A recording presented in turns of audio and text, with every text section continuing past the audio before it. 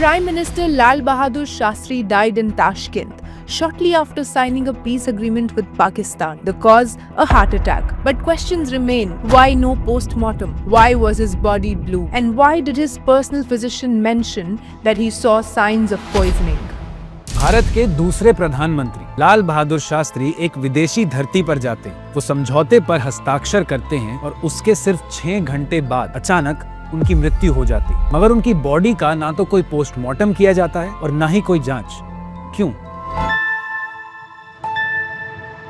1964 में जब देश के पहले प्रधानमंत्री पंडित नेहरू का निधन हुआ तो सवाल उठा कि अब अगला प्रधानमंत्री कौन बनेगा। उस वक्त हर किसी की नजर एक ही नाम पर थी, नेहरू जी की बेटी इंदिरा गांधी। बहुतों को लगा कि वही होंगी अगली प्रधानमंत्री। लेकिन तब कांग्रेस पार्टी के फैसले ने सबको चौंका दिया। उन्होंने चुना एक ऐसा व्यक्ति जो सत्ता की दौड़ में कभी आगे नहीं रहा और ना ही कुर्सी के लिए चालें चली। वही थे लाल बहादुर शास्त्री, जो बने हमारे भारत के दूसरे प्रधानमंत्री। शास्त्री जी ने देश को 2 बड़ी क्रांतियां दी, ग्रीन रेवोल्यूशन और व्हाइट रेवोल्यूशन। और फिर 1965 में जब पाकिस्तान ने भारत पर हमला किया तो दिल्ली के प्रधानमंत्री कार्यालय से गूंजा शास्त्री जी का संदेश। अगर तलवार की नोक पर या एटम बम के डर से कोई हमारे देश को झुकाना चाहे, दबाना चाहे, ये देश हमारा दबने वाला नहीं। भारत ने फिर हर मोर्चे पर पाकिस्तान को करारा जवाब दिया।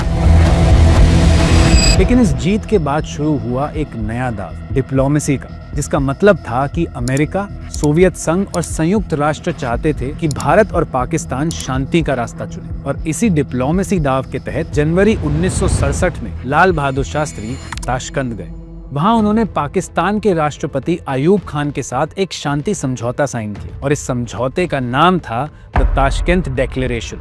लेकिन समझौता साइन होने के केवल 6 घंटे बाद शास्त्री जी का अचानक निधन हो गया। अखबारों में सिर्फ एक ही हेडलाइन छपी, मृत्यु का कारण हार्ट अटैक। मगर क्या सच में वो हार्ट अटैक था? तो अब सवाल ये उठता है कि उस रात ताशकंद में हुआ क्या था?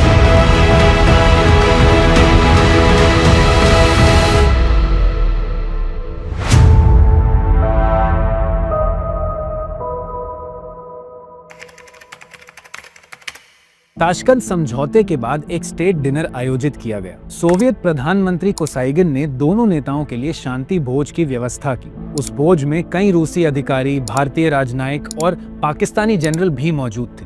फिर रात के लगभग 9-10 बजे शास्त्री जी उस जगह पर लौटे जहां वो ताशकंद में ठहरे थे, और वो था एक विशेष सोवियत गेस्ट हाउस जिसे डाचा कहा जाता था। मगर शास्त्री जी उस डाचा में अकेले नहीं थे, उनके साथ 5 लोग और थे। उनके पर्सनल डॉक्टर RN चुग, security officer R Kapoor, private secretary JN सहाय, पर्सनल असिस्टेंट MMN शर्मा और रामनाथ, जो शास्त्री जी के सबसे पुराने अटेंडेंट थे और 20 साल से उनके साथ थे। फिर शास्त्री जी डाचा पहुंचने के कुछ देर बाद JN सहाय से अगले दिन के कार्यक्रम पर चर्चा करने लगे, क्योंकि उन्हें अगले दिन काबुल होते हुए भारत लौटना था। इस डिस्कशन के बाद करीब 10:30 बजे शास्त्री जी ने अपने परिवार को कॉल लगाया और उनसे पूछा कि भारतीयों की इस ताशकंद एग्रीमेंट को लेकर क्या प्रतिक्रिया थी।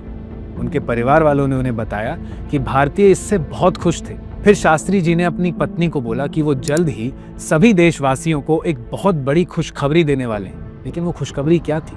क्या था वो जो शास्त्री जी सभी देशवासियों को बताना चाहते थे? इसका जवाब कभी नहीं मिला। फिर तकरीबन रात के 11:30 बजे शास्त्री जी दूध मांगते हैं और दूध का ग्लास लेकर आता है जन मोहम्मद, जो डाचा गेस्ट हाउस में काम करता था और सोवियत स्टाफ का हिस्सा था। और यहीं पे एक सवाल खड़ा होता है। शास्त्री जी के साथ तो उनका बहुत ही पुराना और विश्वसनीय सेवक रामनाथ होता है, जो 20 साल से उनका ख्याल रखता है और उनका खाना, दवाई और दूध भी वही देता है। तो फिर उस रात रामनाथ कहाँ था? दूध पीने के बाद शास्त्री जी करीब रात के 12:30 बजे सोने चले गए, पर उसके बस 50 मिनट बाद 1:20 पर कुछ बहुत अजीब हुआ। शास्त्री जी JN सहाय का दरवाजा बार-बार खटखटा रहे थे। जब JN सहाय ने दरवाजा खोला तो उन्होंने देखा कि शास्त्री जी दर्द में थे और बार-बार डॉक्टर को बुलाने के लिए कह रहे थे। JN सहाय, कपूर और शर्मा तीनों लोग दौड़कर डॉक्टर के दरवाजे पर पहुंचे और उनका दरवाजा जोर से खटखटाने लगे। डॉक्टर चुग के दरवाजा खोलने पर उन्होंने प्रधानमंत्री जी की तबीयत का बताया और डॉक्टर चुग तुरंत ये बात सुनकर शास्त्री जी के कमरे की ओर भागे। जब वो पहुंचे तो देखा कि शास्त्री जी अपना सीना पकड़े बैठे थे। उनका चेहरा सफेद पड़ चुका था और उन्हें सांस लेने में दिक्कत हो रही थी। पर जब डॉक्टर चुग ने उनका ट्रीटमेंट करना शुरू किया तो शास्त्री जी बार-बार उनकी टेबल पर रखे एक थर्मस की तरफ इशारा कर रहे थे। मगर क्यों? क्या था उस थर्मस में?